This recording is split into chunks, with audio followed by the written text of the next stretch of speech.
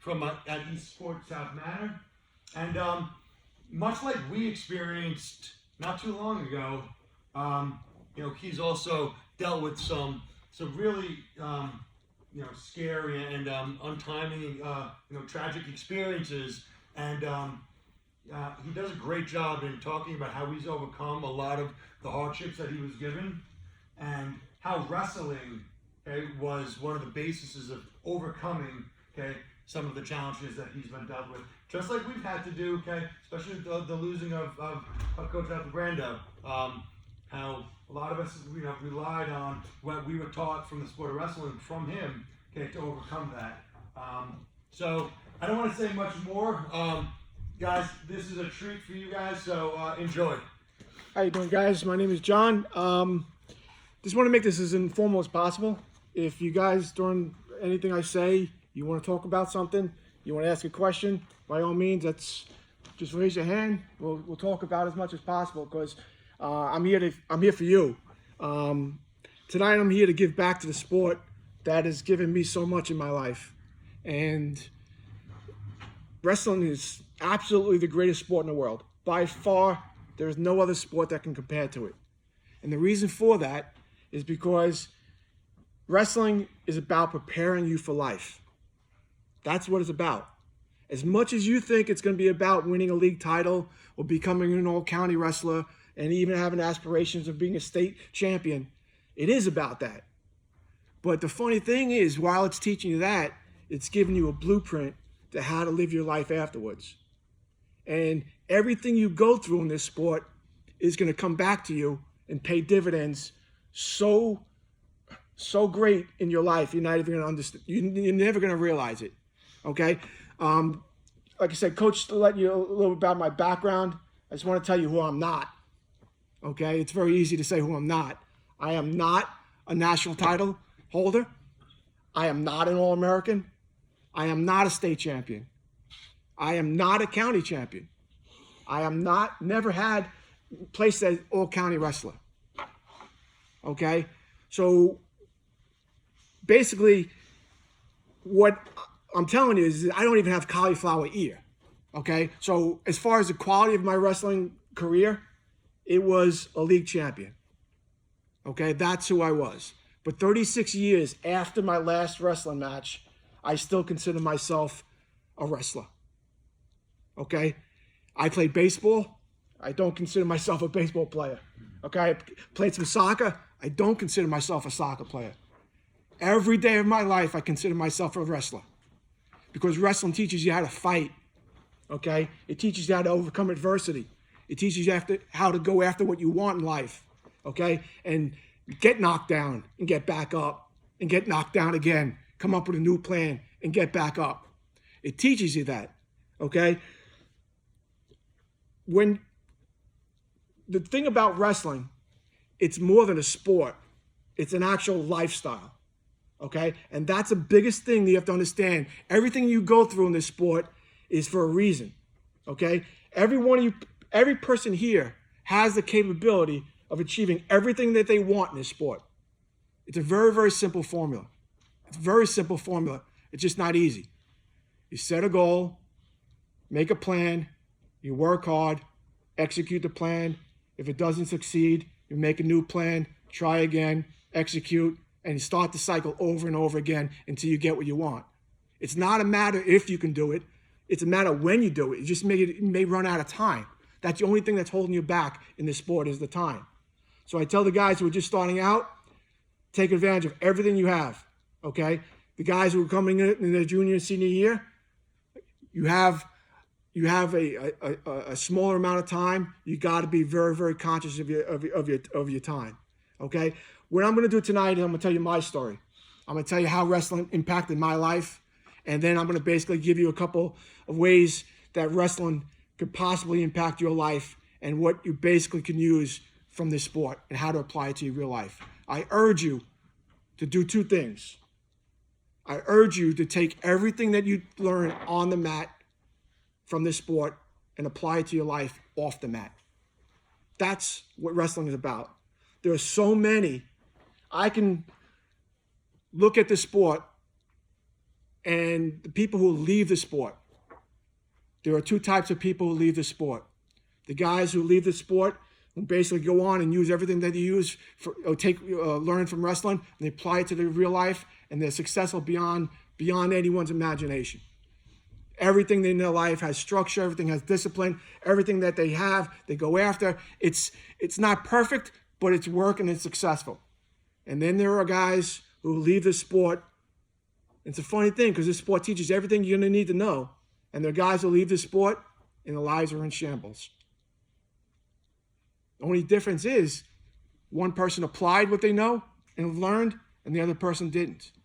So the most important thing you can do from taking this sport and wrestling, okay, you're going to be on your own journey. Everyone here has their own separate journey in the sport. Some guy's going to win. Some guy's going to get burned bad. Some guy's going to put in 4 to 6 years, and it's never going to happen for you, okay? But I guarantee you, if you put your 100% into the sport, it's going to give you back twice that, okay? The other thing I dare you to do is I dare you to give yourself 100% to the sport. Don't hold back. Give it everything you got and watch how it affects your life and makes your life that much better, okay? Tell you a little bit about my story. I wrestled for William Floyd High School back in 1983. My aspirations were just like everybody else's. First, you set out to win a league title, then you want to be an all-county wrestler, then you want to be an all-state wrestler. I dedicated 6 years of my life to the sport. I paid the price, did the sacrifice. I mean, I cut weight. I mean, I was to the extreme where I was so dedicated to the sport. I mean, I was to the point where I wouldn't even take Holy Communion because I thought I'd be overweight the next day. So I did everything I needed to do for this sport, okay? My goal was, like I said, to be a county titleist and to go on to win a state title. In the county championship in my senior year, I broke a rib. And I hated this sport. I couldn't understand how you could put so much into something and get zero out of it in return. I never wanted to have anything to do with the sport for about 20 years. I mean, I swore my kids would never go near the sport. Why would anyone in their right mind dedicate their life to something and get zero back in return? And that's the way I looked at it for the longest time, until I had adversity in my life. And then you realize how much the sport gives back to you in ways you never knew. 10 years ago, I had 4 healthy kids, one going to school in college, 2 in high school, and another in middle school. My daughter, who was just about to go back to her second year at FIT, came home from work one day, and I basically asked her to come watch TV with me before she went to bed, because I knew she was going off to school the next day. She basically says, I'm going to go upstairs and go to sleep for a while. She runs up the stairs. Me and my wife go back to watching TV. Normal night. Everything's fine. Out of the blue, we hear a thud. And it's just like everyone else. You kind of wait for the second thing, kind of wait for a confirmation that something did happen out of the ordinary. Don't hear any confirmation. Basically check to see if anyone's robbing the car, anyone broke into a window, anyone's robbing the house. Everything seems fine. Then all of a sudden, another thud. What we didn't know was the first thud was my daughter having a seizure upstairs and falling into a closet door. Okay? And the second thud was the closet door dislodging, coming off of its track and hitting the ground. So when we run upstairs, we see her that she's not in any state. Her green eyes are brown. They're dilated.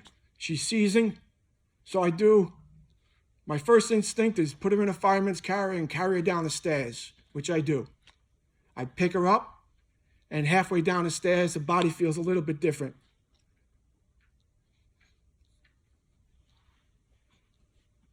It feels heavier, and she stopped breathing.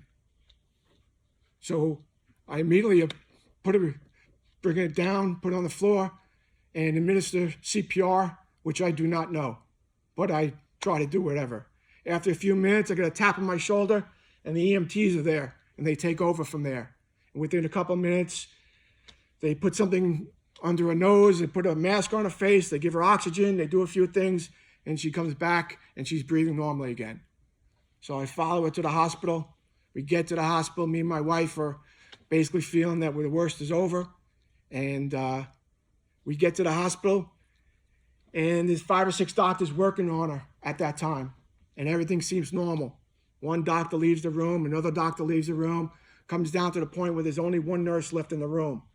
All of a sudden, the nurse takes a bag of medicine, puts it on her IV. She's about to leave the room, and my daughter just starts, her head starts bopping up and down, seizing. Immediately, everyone comes back into the room. If you ever saw the movie Ghost, there's a look that everyone has right before the spirits come and take somebody away. Well, that's the look I saw on everyone around me. All of a sudden, the doctors are giving instructions to close the ER, to get the white curtains. And they go back into the room, and they work on my daughter for a couple of minutes. In the meantime, me and my wife were sitting there, and you realize if you wrestled a wrestling match, you realize how long one period is. 2 minutes is a long time. After 2 minutes, it seemed like a real long time. And at that point, my wife decides to make a deal with the gods. And she throws herself back. If you ever seen Tosh 2.0 Trust Fall, where someone throws himself back and the other person is supposed to catch him, well, she was making the deal with the gods, saying, just take me instead. And I just caught her right before she hit the floor. Now it's about 3 or 4 minutes in, and you get that sick feeling in your stomach. You realize this is not going to be good. 5 minutes go by. 6 minutes go by. And the doctor starts walking out. And the only thing that's going through my mind is saying, just don't say it. Don't say time of death. Don't do it. He walks up to me. He says, we did everything we possibly could do. My daughter was an 18-year-old girl. We went far beyond what we were supposed to do. I'm ready for it. He says we had to put her in a medically induced coma. I thought I just hit a home run. A medically induced coma, I'll take that. And that's when the wrestler in me kicked in. It took 26 years for me to realize what this sport is about. How to overcome things bigger than you. If you ever wrestled a wrestler that you knew was bigger than you, stronger than you, right? You had to get on that mat anyway. You had to put your fear aside, and you had to figure out a way to win. Not just survive, but to win. Everyone's been there, right? Well, in real life, that's what kicks in. So anyway, we get to the point where they tell us that he had put into a medically induced coma. And we go see a few hours later, we go to see the neurologist. Neurologist has a CAT scan in her hand, basically saying she has 0 brain activity. He says, have you ever heard of Karen Ann Quinlan? Which I have. He says, it's time for you to start thinking about making hard choices, okay? There's 0 chance of your daughter surviving. You need to start considering your options. And I'm like, I'm not doing it. I'm fighting. I don't care what you tell me. I'm fighting. You can tell me all day long there's 0 chance. You could tell me all day long I'm not ranked, right? You could tell me all day long I'm the 16th seed. That's your opinion, right? That's your opinion. Reality is what you do. Reality is what happens. You don't believe the odds, okay? You got to understand that the odds are there. They're other people's opinion. So when you're in a situation where you got to believe or not believe, that's up to you. Doesn't matter what the odds are. Doesn't matter what other people are telling you. So basically they're saying she has 0 chance of recovering. So I basically said, I don't worry about that. I'm just going to take a few minutes and basically I walk over to my daughter and I say to her, I said, listen, you got to give me a sign. You got to let me know there's something going on here. And, you know, there was a thing with me and my daughter is she always wanted to get a tattoo, and I never really wanted her to get a tattoo. And I said to her, if you don't start moving, I'm going to check your body for tattoos. And all of a sudden, ding, ding, ding. And I look up at the monitor, and the nurse says, I guess she doesn't want you to check her body for tattoos. I said, what do you mean? She goes, well, I saw 2 of them. I said, what? I said, she goes, yeah. And she goes, all of a sudden, her pulse just went from 80 to 140. She goes, don't let them tell you there's nothing going on. So she shows me the first tattoo, which is an owl on the side of her side. And I said, wow, I'd never even seen her. She was sunbathing the other day outside, and I never even seen it. She goes, well, I'll show you the other one. And she showed me the other one, and underneath her right breast was the words, every breath is gold. And at that point, I knew what I needed to do. I knew I needed to fight. And I knew me and my wife were in for a battle that you don't worry about if you're going to win or not. So we spent the next 141 days at her bedside, getting her 1% better each and every day. And we had new goals. The first goal was to take care of her and cure her. And the second goal was to live and love life at the same time. We didn't want our other kids to be affected by what was going on. We wanted to continue to love life. And you know what? There's a universal law that basically says if the universe takes something from your value, it has to give you back something equal in return. So you may not understand what it's giving back to you. You may not recognize it. You know, you may not think you're opening up a gift, but you got to open up every gift it gives you, and in return, it's going to give you back something very, very comparable. But most of the times, people don't open those gifts, and they just sit there and they fester and they let the bad feelings get to them. But my point is this: at that point, I had 2 kids who were just getting into high school, and we threw ourselves into the sport. We needed to. Me and my wife took shifts, and what we needed to do is that when my wife was with my daughter, I was with my kids wrestling. And we threw ourselves into the sport. And this sport taught me so much. It opened my eyes.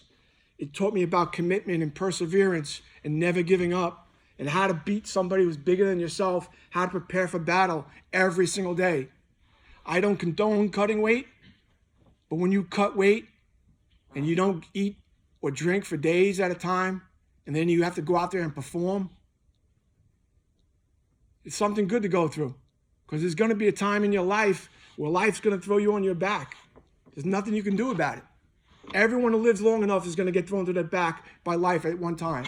Either a death, a diagnosis, a divorce, something happens. And you're going to be in a really uncomfortable position for a really long time. And you got to fight not to get pinned. And that's what this sport is about. This sport is about imposing your will no matter what the circumstances are. Okay? Listen, everyone wants to win in this sport. Everybody wants to go out there and be all county and be all state and go out there and have great careers. But I'll tell you right now, every one of you has a journey that may not happen and end in you winning a state championship.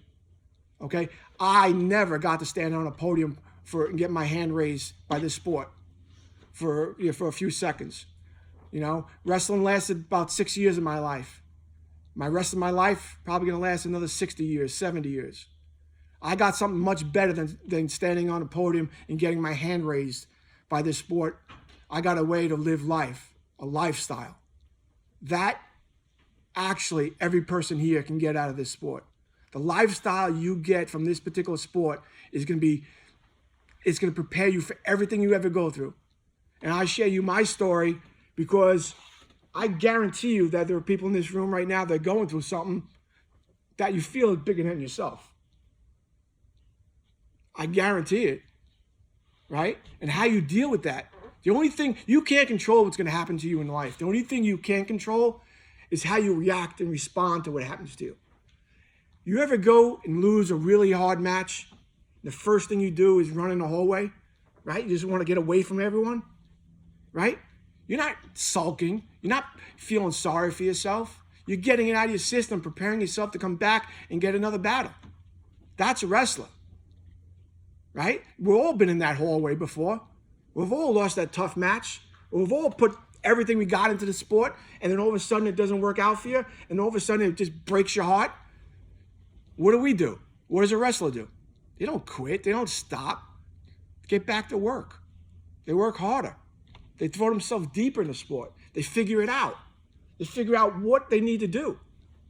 They revise their plan, right? That's exactly what wrestling is about. That's exactly what life's about. You know, I always thought wrestling was an individual sport. It's all about one person out there on a mat, and it's all about, you know, you're an individual. It's individual sport, one-on-one. But this is the biggest team sport there is. And it's preparing you for your biggest team aspect of your life. Who's on your team? Your coaches, your supporters, your fans, your mother, your father, your brother, your sisters. Everybody makes sacrifices for your behalf. Every person there is responsible for your success in the sport. You take one person out of the equation, I guarantee you, you're not as successful. Okay? Meals are made, taken to practice, your laundry's done, you're feeling down, all of a sudden you're curled up in a ball, sucking weight in your room, all of a sudden you're nasty to everybody and everybody understands. You know, there's a support system here. Well, all of a sudden one year, wrestling's going to be over, okay? And your new opponent's going to be life. And your new teammates are going to be your family. And you know what? You got to do everything you possibly can do to make sure that your teammates are better every single day. That's what wrestling's about. If there's anything you could do to make your teammate better, you would. You're going to do the exact same thing with your family later on. Right? There's nothing you can do to prepare for what life has in store for you. There's no training. There's no book. You have no idea the things that are going to be coming at you. Okay? You got to handle it. You got to figure it out. You got to take it on the chin. Right? You ever in a match and all of a sudden you thought it was going to be an easy match? You know, you knew you were better than the kid, and all of a sudden you walk on there and he's attacking you like he's the best wrestler in the world and he's coming right after you. Nothing's ever going to be easy. You never wrestle a wrestling match that's easy. It's hard. Life is hard. The sooner you understand that life is hard, the easier it's going to be for you. Right? As soon as you understand wrestling is hard, the easier it's going to be for you. Right? All of a sudden, you get a hard shot and you get a little blood coming off your chin. Right? You got to love the taste of blood in wrestling. Right? That's when you come out. The competitor comes out. Right? That's what wrestling's about. It's not a fight until you start bleeding. Right? And when you start bleeding, that's when you go out there and you're yourself. You're not thinking, you go out there and do what you got to do. Exact same thing happens in life. Life is going to punch you in the lip and you're going to bleed. And how you react to that is going to be everything. It's going to dictate the quality of your life. It's going to dictate the quality of every person's life in your family. So how you respond is the wrestle in you. Okay? There are a few things that I've learned in this sport that I'm going to hopefully just going to go over real quickly. Some of the things that I feel this sport has taught me for life. And I'm going to just go over, I call them the wrestling rules for life. All right? And the first rule is don't beat yourself. Right? We all heard the saying, you ever hear the saying, don't reach back? Right? Why don't you reach back?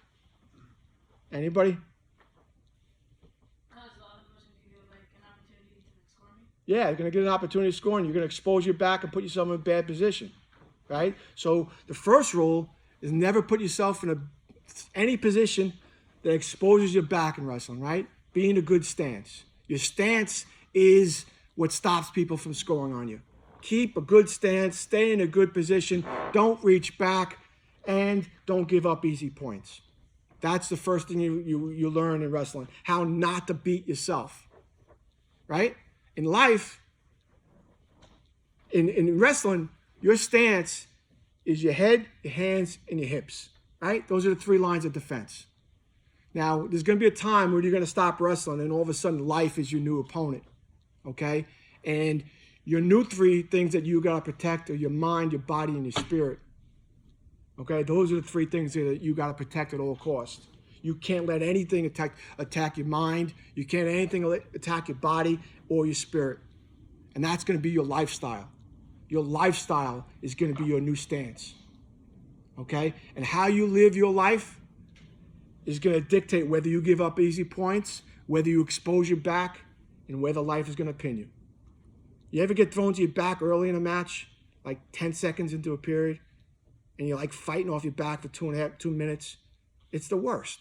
There's nothing worse than that, right? You got to use all your energy just to survive, just to stay off your back, right? All you got to do is stay in a good stance, don't give up bad position, and keep yourself in a good position. But now you're fighting off your back for 2 minutes. Imagine early in your life getting thrown to your back and having to fight off your back 20 years, 30 years, 40 years, okay? When I tell you don't beat yourself in life, and I know everyone tells you this, okay? Drugs, alcohol, anything that has to do with deteriorating your body, your mind, or your spirit, the more you test it, and the more you try it, and the more you basically think it's not going to hurt you, it's going to sneak up and it's going to break your stance. If your lifestyle, especially when things aren't going well, if you break your lifestyle, life is going to take advantage of you and score easy points on you. All right, so it's very important. I know everyone always tells you, no drugs, no alcohol, okay? But don't take the bait, all right? Imagine there are 2 fish out there, and each of these fish are having a conversation to each other. And one fish says, you know what? There's a worm out there, okay? Look how nice that worm looks. And the other fish says, you know what? I heard there's a big hook in that worm. And we were told not to go near that worm. And the other fish says, you know what? I know I can eat around that worm, and I can not go near that hook. And he tries, and guess what happens? He gets hooked, right? He gets hooked. No matter how many times they try to eat around the hook, it doesn't happen. You get hooked. All right? Same thing with life. All right? You basically got to make sure that you're not beating yourself. Life is, I can't tell you how difficult life is going to be. But you're a wrestler. You already know that. You know everything's going to be hard. Okay? But you have a chance to have a really good life if you're doing the right thing all the time. All right? Why are you going to be in a situation where you're beating yourself and making life harder for you than it actually is? The second thing I want to teach you from wrestling is I want you to teach you to dream big. Right? Dream big. How many of you guys have aspirations? You can hold it. You don't have to show me, but how many of you guys have aspirations to be an all-county wrestler or county champion, state champion? Right? You don't have to tell somebody else. If you don't, you should. I guarantee you everyone here can do it. You could be an all-county wrestler. You got to put your mind to it. You got to work hard. You got to dedicate yourself. You got to do everything else. Whatever your dream is, bring it up a notch. Why? Because in order for you to get something that is bigger than you thought you could possibly get, you got to become a better person than you are right now. All right? And that's what dreaming big does. It brings you up. It transforms and brings out the best version of yourself. In order to get that big goal, you got to change. You got to make corrections. You got to go out there and do things right. It makes you the best version of yourself. The third thing you should do, be delusionally optimistic. I'm talking about crazy optimistic. Like everything in the world's going to work out for you. And when you're looking at your goal, and people are going to tell you why you shouldn't have that goal, why you're crazy for thinking yourself to be a county champion. You were 2-12 last year. Why do you think you could be a county champion? I've seen it done. I've seen guys go from not even placed into a league into being a county champion. It can be done. But you got to have a delusional optimism. Well, I'm talking about anybody here. Remember Spencer Lee? Spencer Lee was a 3-time Pennsylvania State champion, 144-0 in high school, right? His junior year, he texts a guy in the state finals, right? That guy who he texts comes off the mat and basically says, I'm beating him next year, right? 144-0. 3-time Pennsylvania State champion. Everyone looked at that kid like, you're delusional. No, he was just delusionally optimistic. Next year, he beat him in that state championship. I remember where I was when I found that out. Anybody ever hear of Austin DeSanto? Right? He basically came out and said, I am beating him next year. After he got teched in the state finals, the kid's 144-0. That's the type of delusional optimism you have to have. Because when you have that type of delusional optimism, things start breaking your way. Okay? All of a sudden, when the universe realizes that you're on a mission, it's going to start helping you.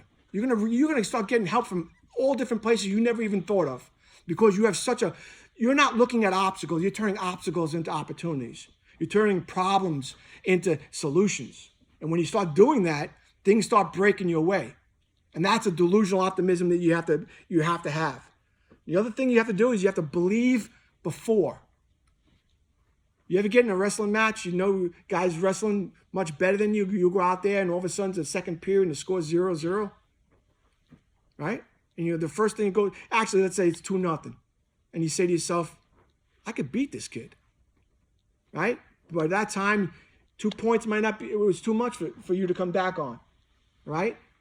But if you went out there and you took advantage of every opportunity right from the beginning, you believed right from the beginning, you took advantage of his mistakes. You didn't allow him to reset, and those mistakes you turn into opportunities right from the beginning. You could possibly have beaten that kid right from the beginning. But when you get off the mat, you're like, if I only did it right from the beginning, I could have beat that kid. You don't need confirmation for belief. That's what makes belief so valuable. Okay? By the time you get confirmation, it's way too late. All right, you got to believe before. And you know what? There are people in your life that believe in you before you even knew you were any good. You got your coaches, you got your parents, you got people basically telling you things that you have inside of you that you don't even know about. Whatever you do, keep those people in your life. Better yet, become one of those type of people. Believe before things happen. All right? Also, be yourself. When you are a wrestler, and you want to go out there and you want to become really good, the first thing you do is you look at a really well-known wrestler and you start wrestling like them. Anybody know Shakur Rashid from Longwood, right? One of the best wrestlers in Suffolk County. Really long arms, right? Has a body type for cradles. If you're a short and stocky kid and you're going to try to emulate Shakur Rashid, it's not going to work for you. What I want you to realize is Shakur took the assets that he had and he used them to the best of his abilities and got the results that he had. You got to use what's unique to you for your own benefit. And that's everything that goes in life. If you start copying other people, you see this guy's successful, this guy is doing a certain thing, and you start copying what they're doing, you're copying the wrong thing. What you got to copy is that they used and they were themselves and they were genuine and they went out there and they did what was right for themselves. If you are short and stocky, maybe double legs, right? If you're tall and lean, you want to throw in crab rod, you want to basically have a cradle, but you got to use what's right for you to your advantage, and the only way you do that is by being genuine. So if you have a goal in life that you really want, you got to go after that. Whether it's wrestling or something else, you got to be genuine to yourself, because when you're genuine to yourself and you use your uniqueness, that's when the best part of you comes out. All right? The other thing is that every single time you achieve a goal, there's only going to be 2 times that you're actually going to be in a situation where you're very vulnerable. First time is when you quit. Okay, you're on path to your goal and you quit and you stop. We just know that's not going to happen. The second time is when you actually achieve your goal, right? When you achieve your goal, you're vulnerable because your goal has been achieved. You think by getting to your goal is actually what it was all about. You say, okay, I want to become a county champion, and you're a junior, and all of a sudden you say, I reached my county championship as my junior year, and you think you got there. There's no such thing as getting there. The benefit is not getting there. The benefit is being in pursuit of getting there. Okay? And you could always be in pursuit. It's the pursuit that's where the best of you is going to be honed. It's not getting there. All right? So when you have a big goal, you're virtually always in pursuit. It may take you a couple of years. And that's the benefit of having a huge, huge goal, is the fact that it's going to take you a couple of years. And that you're going to be in pursuit for a couple of years. And you're going to turn into the best version of yourself by doing that. So there are a lot of benefits of having a very, very big goal. When I went into the workplace, one of the responsibilities I had was hiring somebody. And we always looked to hire athletes, because athletes kind of knew about work ethic. They knew about responsibility. They knew about commitment. And he always knew a wrestler without even them letting you know they were wrestlers. Because everything they talked about, if you gave them an option, they always chose the harder option. It's like, okay, would you like to work here or would you like to work here? Here being the harder option. I take that one. All right? You get an idea that a wrestler understands that hard is good. Right? You ever have a practice where your coach comes up to you and says, listen, we have a big match next week. We have two different types of practices we can have. We can have a light option or we can have a really hard option and basically get us ready. You ever hear a wrestler say, I want the lighter one? Go easy on us? Doesn't happen, right? So that mentality in everything you do in life, choosing the harder option is payback. And that's going to help you in every decision that you make. The harder options is always the better option. All right. One other benefit of one of the things that going to help you in life is picking the right partner. Okay. How important is the right partner in wrestling? Right? How important is it to go out there and work out with somebody who's going to be with you through a weight cut, through working hard, pushing you, getting you to the next level, doing everything they possibly can to compete with you. But also while they're competing with you, you're cooperating with each other to make each other better. All right, I just want to tell you a little story about choosing the right partners, an alliance basically of cooperation. In 2013, I believe, my son Travis, Nick Piccinini, Chris Moriello, and Jimmy Leach decided that they were going to push each other. They were going to form an alliance. And they were going to do everything they possibly could for a full year. And this is after working years and years and years. But they got together and said, listen, we're going to work a full year. And our goal, 4 state champions. That's a pretty lofty goal. 4 state champions out of 4 guys in alliance, out of 15 weight classes in the state, right? So basically they went a full year. Practice, privates, training, weight training, talking to each other, supporting each other, pushing each other. When one guy didn't feel like doing his best, the other guys were on his case. When one guy wanted to take a day off or made an excuse, the other guys were pulling him into the circle. Okay? By the time he got to the end of the year, the 120-pound weight class, Nick Piccinini went to state title. Right after him at 126, Travis, my son, wins a state title. Right after he walks off the mat at 132, Chris Moriello wins a state title. Boom, boom, boom. Jimmy Leach wrestled a great tournament. He was very, very close to placing. 3 out of 4. Every person was needed in that alliance in order to make that happen. If you take a look at that alliance, 3 state champions out of 4 partners. Okay? Iron sharpens iron. The people you hang around with, the people who you're associated with in your life are going to be the biggest impact in your life that you can ever imagine. You got to associate yourself with people who are going to bring the best out in you. Okay? People who are going to push you. People who are going to call you out when you're making excuses and they know it. Okay? You got to be in a situation where you're rubbing elbows with people who are better than you. All right? Imagine this. Let's go through a little bit of imagine this situation. Imagine you were in an experiment where you had to give up your thoughts and decision-making process to somebody you know for a full month. You have no say in anything you do or say. They make all the decisions. They have all the thoughts. And the goal is, after a month's period of time, you got to be closer to your goal than before the month started. Now go through every person you associate your life with and ask yourself, would I trust that responsibility with any one of those people? If the answer to that is no, got some cleaning house to do. Answer to that is yes, that's your inner circle. That's your alliance. That's the people you build upon. That's the people you're going to keep in your life. Those are the people that are going to make you better. Okay? Because there's going to be a time where your thought process is not what you want it to be. And somebody's going to be making decisions for you, not directly, but indirectly. Somebody's going to be in your ear when you're the weakest in your life. Okay? And you want that person to be bringing you up instead of pushing you down. You want the decisions to be making you better rather than making you worse. Okay? So make sure the people you associate with, okay, iron sharpens iron. Pick the right partner.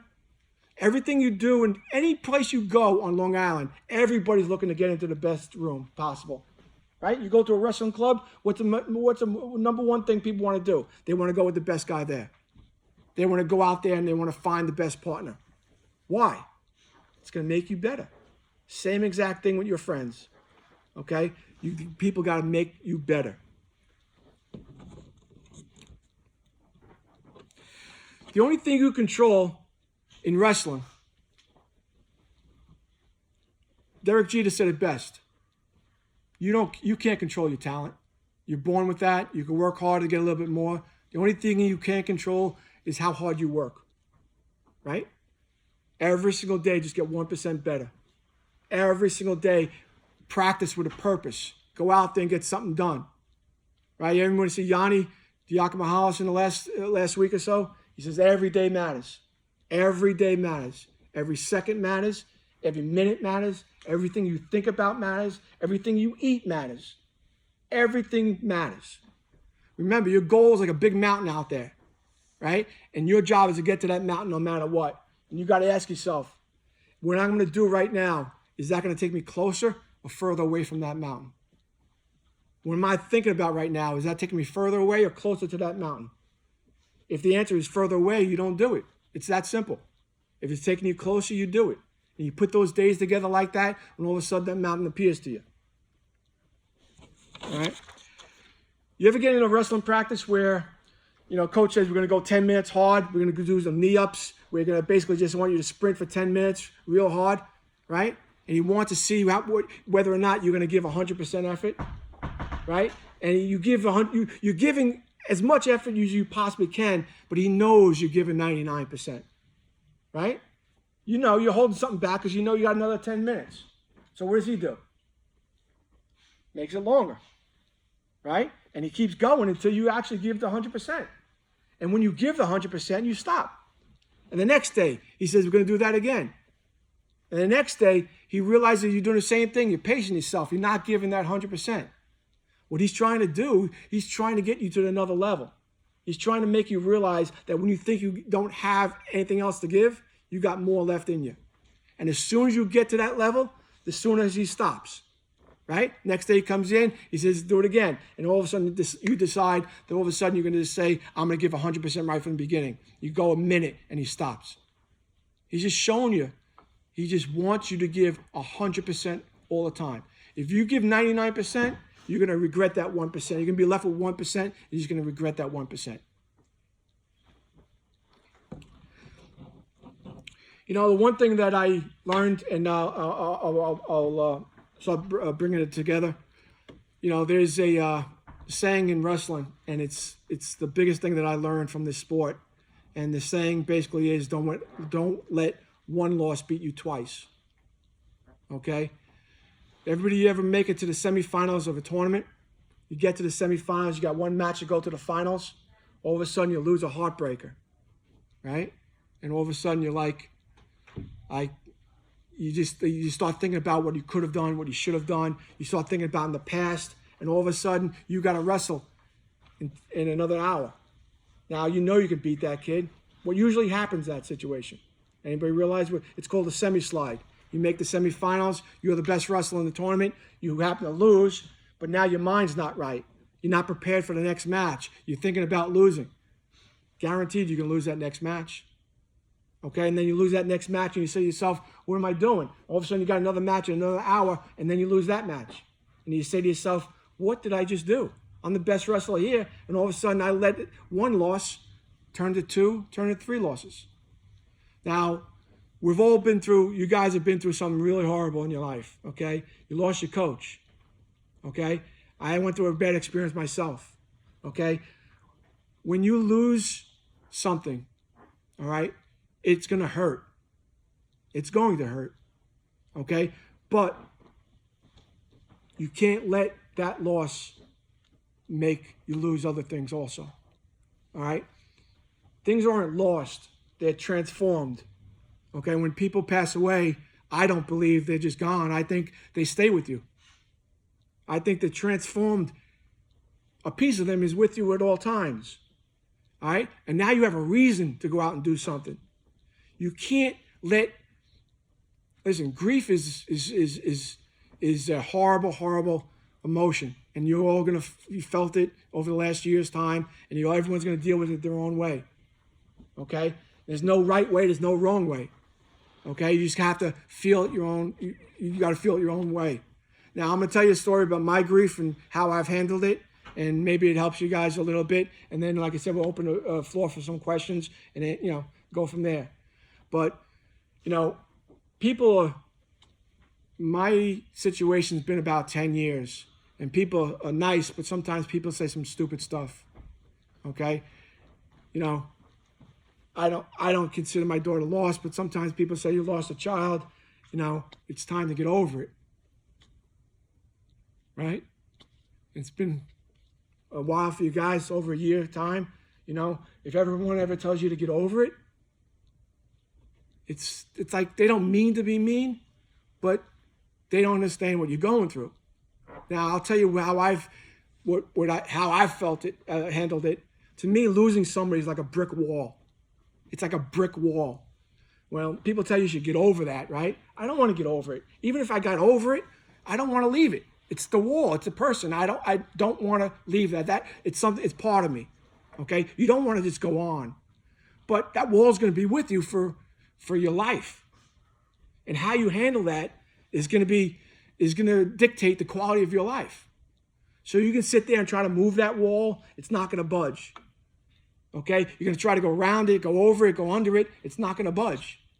Okay? What I learned and what I transformed in my mind, I made believe everything I did, every piece of kindness I ever did in my life, every compliment I gave somebody, anytime I ever believed in somebody, anytime I ever went out of my way to be nice to somebody, I believe that turned that wall, the base of that wall, flooded the base of the wall. Every piece of kindness I did turned to water.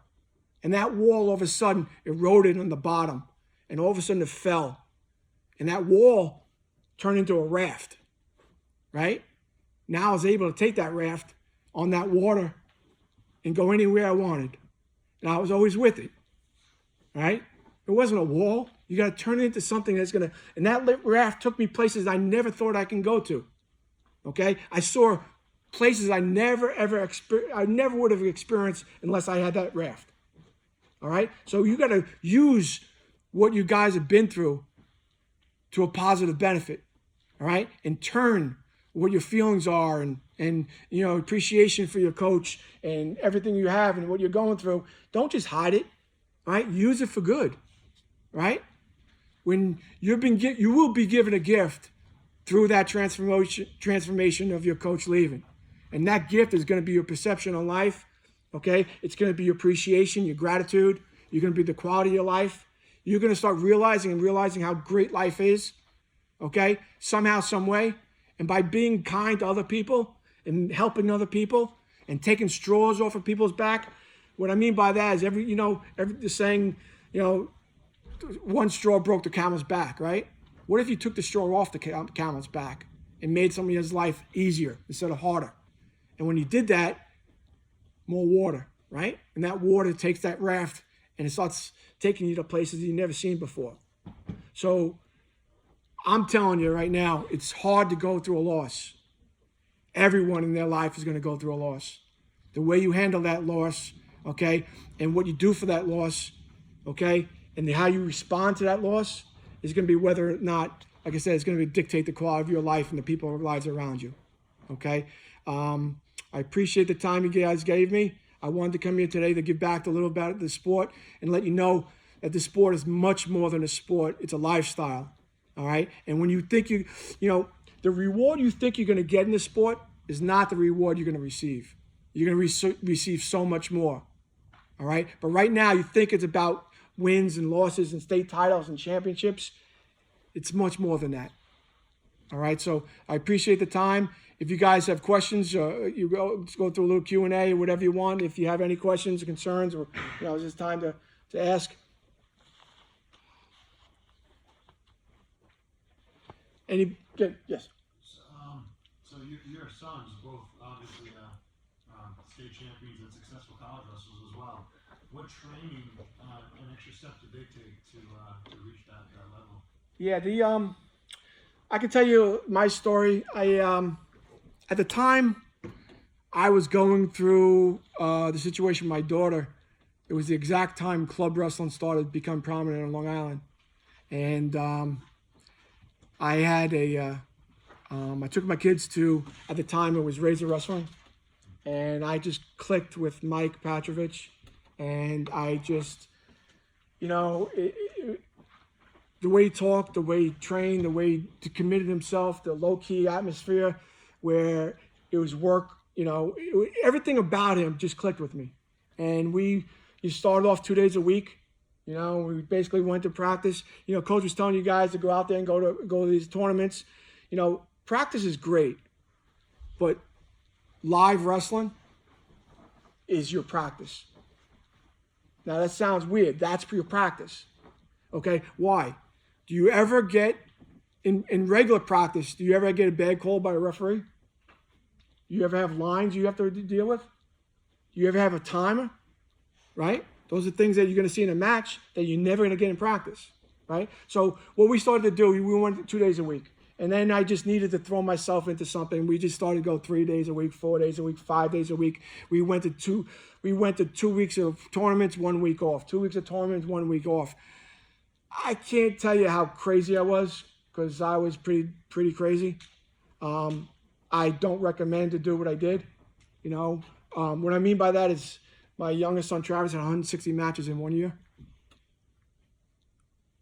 Okay? He got pretty good. All right? 160 matches in a year. I was a little bit much. I wouldn't do that. But my point is, there was nothing else on our mind. I mean, it was very simple. My goal was to live and love life. And the way I was going to accomplish that goal was to make sure my kids were living and loving life. And I was just going to be with them and throw myself into them. And the one thing we shared at the time was wrestling. And we went to practice, we went to privates, we did tournaments, we traveled. And that was my time away from what was going on at home. It was their time away from going on at home. The way you get better is you work hard. It's simple. It's not easy. I can give every person here the formula to be a county champion, right? It is a simple formula. I've seen kids who had no right to be county champions turn out to be county champions because they put in the time, they did the work, they listened to the people who were coaching them, and they got better. And when they got stuck, they figured it out. When they had a loss, it hurt. Because when it hurts, you figure it out, right? You figure it out why you're hurting. You figure out what it is that made you lose that match. You figure out, okay, I've lost 3 matches in the last 3 weeks' time, all on a single leg to my right side. I got to figure out how to stop a single leg to the right side. All right? You figure it out. Now, as a father or as a coach, we could figure it out for you all day long. It's not the right way of doing it. You got to figure it out. And when you put in the time and you put in the effort and you say to yourself, what is it that I need to do to become more successful? You will become more successful. You will figure it out. Okay? If you go to practice saying, listen, I need to get better on top, and you work on getting better on top, you will turn the best kids in the state. There's no doubt about it. If you want to win in wrestling, wrestle off season, wrestle as many matches as you possibly can. Coach said it to you.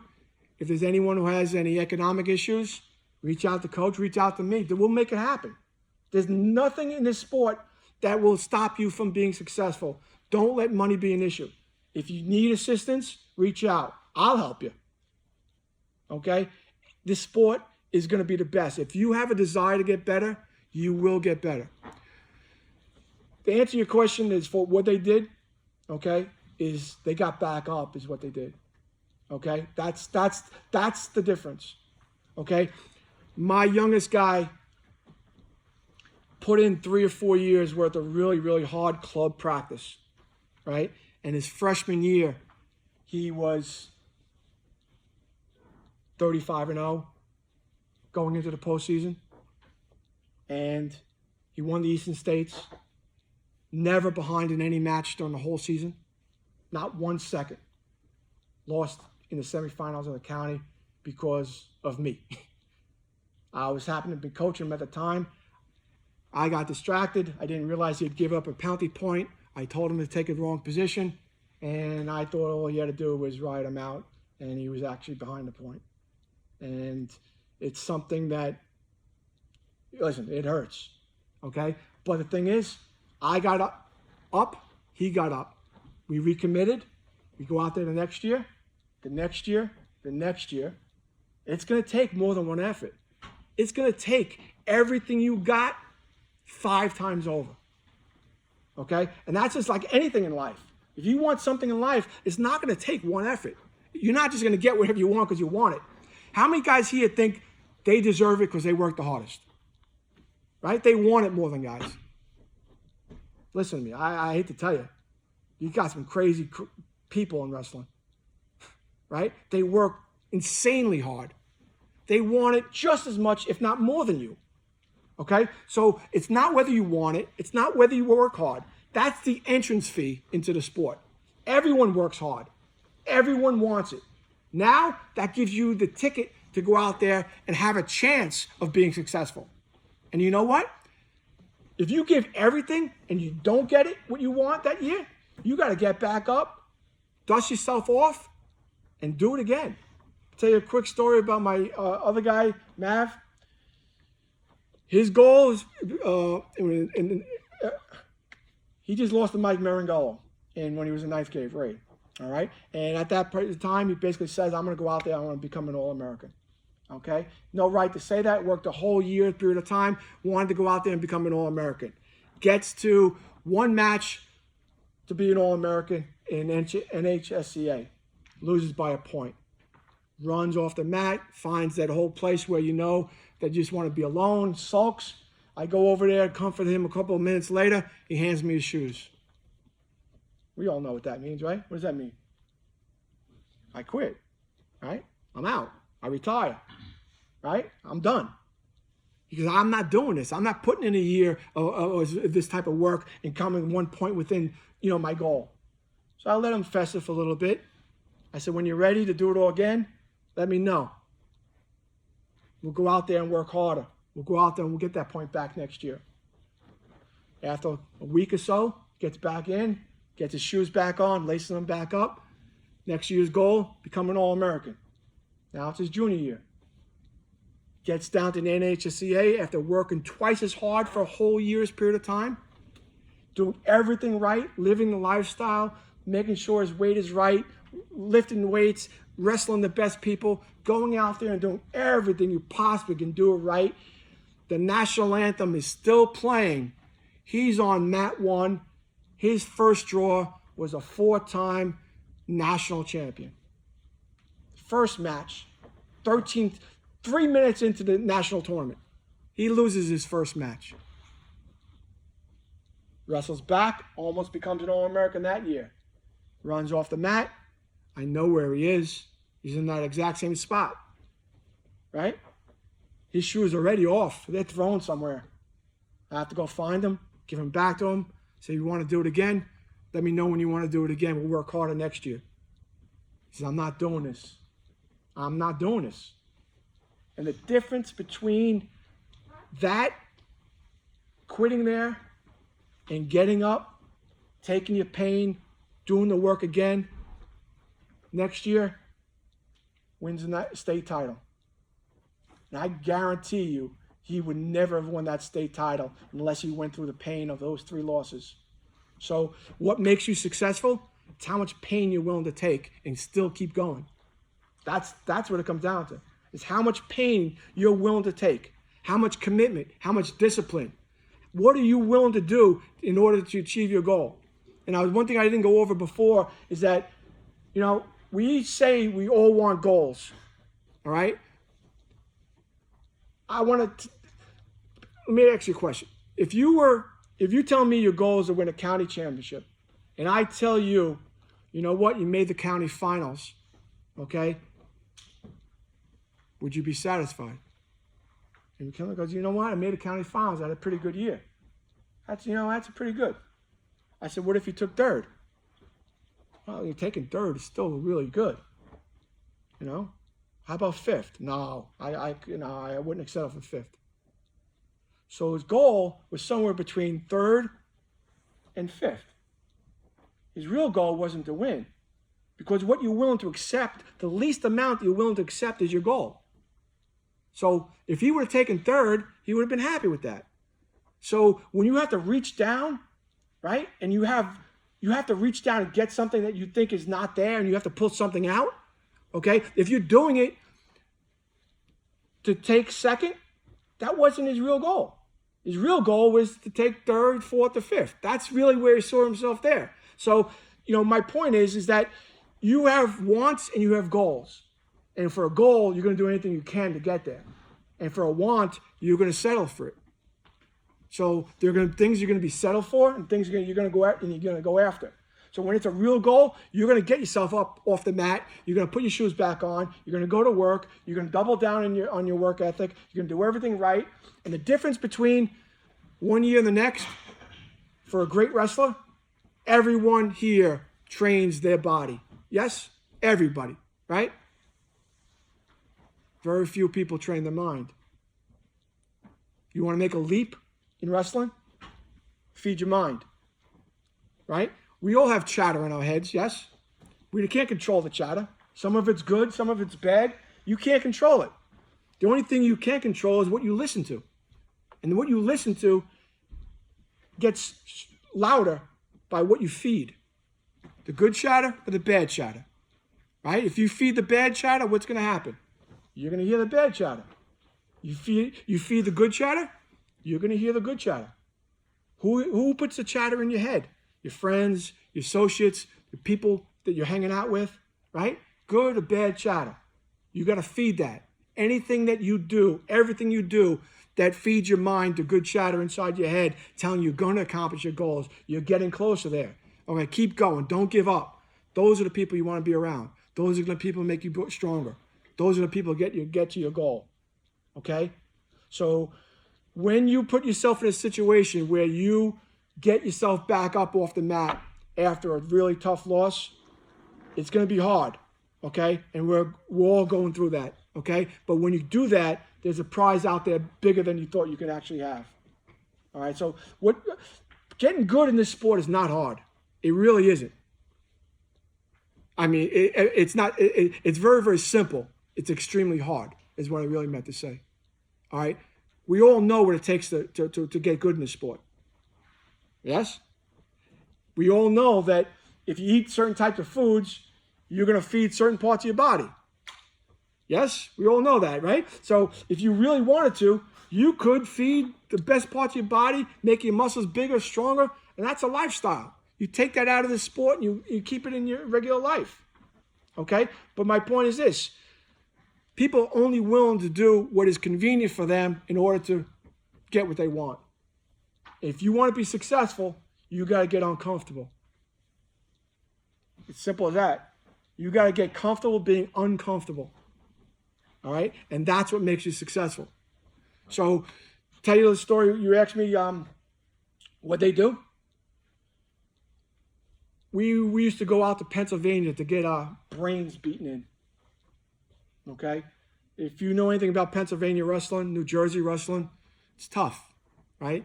You go to your local tournaments here, you build up confidence, then you get your brains beat in by going to Pennsylvania. Okay? And by getting our brains beat in at Pennsylvania, taught us what we needed to do and what we needed to work on and what type of moves actually worked and what we should be working on. I could tell you countless times having them getting teched in Pennsylvania, driving home 4 or 5 hours, and basically, it's a hard drive home. You're driving 4 hours there, 4 hours back, and you get teched in, 2 minutes. It's a tough ride. But that getting teched there, my son got teched on a standing tilt in Pennsylvania, took it home, mastered the standing tilt, and then went on and teched 66 guys in 2 years with the standing tilt. So what you need to do, you need to feel pain. You need to turn that pain into something productive. You need to go out there and wrestle the best people. Listen, I'm not telling you to go out there and wrestle the best people right off the bat. You wrestle the people at your level. You wrestle the people at the next level. And then you wrestle somebody below your level. You wrestle all different levels. The guy you wrestle below your level is going to build up your confidence. The guy you wrestle at your level is going to give you a good match. And the guy who wrestle above you is a guy who's going to teach you something. So that's what you do. You wrestle all those different type of matches all the time. So we used to basically have 2 or 3 tournaments at home and then go out there and wrestle somebody at a really high level. Go to these tournaments. Go to the regional tournaments. Okay? Your biggest match can't be the counties when you get there. If that's your biggest match and you ever wrestled, it's going to be pretty hard to control the situation. Your biggest match has to be well before you get to your goal. Okay? So when you go out there and wrestle the toughest guys, listen, things happen. You get better. And one of the biggest rules I didn't tell you about is this. In every single match, 2 things happen. Either you win or you learn. And when you take that attitude, the win and you learn, okay, you're going to turn your wins. You understand what you did right there. But when your losses, you turn it into wins because you learned what you needed to do. And you went out there and made adjustments. And you went out there and realized why you're giving up points. And you stopped that and corrected that. And you realized why you weren't scoring. And you corrected that. Then that loss is not a loss. It's a win. And when you do that over and over and over again, every single loss turns into a win. And when you turn every single loss into a win, you're winning all the time. So now you're not thinking about going out there, I'm afraid to lose. The biggest thing I see in this generation, and it's difficult for me because it's really hard. Guys are so talented. They're so talented. I mean, they've had training for a long period of time. They've done all the work. They've put in all the time. But they're afraid to lose. Right? They're afraid to go out there and put it on the line. They feel that they got something already. Right? You can't be afraid to lose because a loss is not a loss. It's a learn. And when you take your attitude that your loss is a learn, you're not losing. So you don't go out there and say, okay, I'm afraid to wrestle this guy. I don't want to wrestle this guy. I beat this guy last week. I can't wrestle him this week. I hate when coaches do that. They wrestle a guy, in a dual meet, and all of a sudden the league's coming up in 3 weeks. I can't wrestle him in a dual meet. You beat him there, and you beat him there. And if you don't beat him, you adjust. Anyone, anytime, anywhere. That should be your motto. Anyone, anytime, anywhere. Okay? I don't care. My youngest guy came through the system with some really, really quality wrestlers. One of the quality wrestlers he was a kid named Mark West. Mark West won a state championship in 9th grade, went 40-0, and he was just a phenomenal wrestler. When my guy was a youth wrestler, and I was actually just walking through your gym before we started, our first match was in this high school, and my son won a county championship in this high school. So I like this high school. But one of the things that he wrestled Mark West 14 times. 14 times. Mark West beat him 14 times. 14 times. Now, what I learned about that is this. I studied Mark like every single time we wrestled him. And every single time we made an adjustment. And you know what? Mark was so good. By the time we made the adjustment, we went out there and made that adjustment the following week. He beat us a different way. And then we made an adjustment that following week, and he went out there again. We got really close. Then he got mad and pounded us. And then we got too close again. He went out there and made another adjustment. You make each other better. All right? So everything that we did, every piece of film that we studied, everything we looked at, every way he scored a point on us, he then revised a new way and a new plan to beat us again. And by wrestling each other 14 times, okay, we could have said, you know what, we wrestled him last week. We made Mark better. You know, Mark was a great wrestler. He put in a lot of work and did everything he possibly can. But I guarantee you, by beating Travis 14 times, made him better. He had to figure things out, how to beat somebody a different way. So, it's getting better is just hard work. Putting your nose to the grindstone, going out there and wrestling matches, and getting out in real matches. The regular season, okay. You got it, okay. I was just going to tell you, the regular season is practice for you. Every single match you wrestle in the regular season is practice. Your main match is your postseason.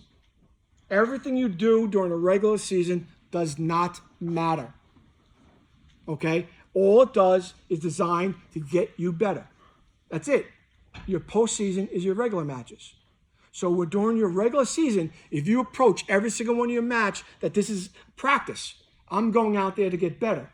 I'm going to get 1% better for the end of the year. When you take that approach, you're not thinking about winning or losing. You're just going out there and getting better. And when you do that, by the time the end of the season comes, you're going to be in the best shape possible.